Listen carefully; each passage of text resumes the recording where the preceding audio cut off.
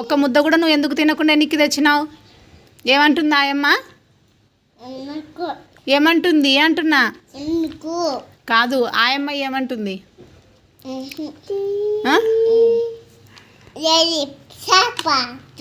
ఎవరు అంటున్నది అట్లా? ఎవరు ఏమంటుంది?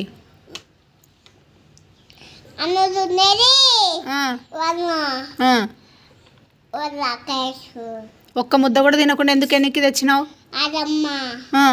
అన్నం తినేటప్పుడు మొత్తము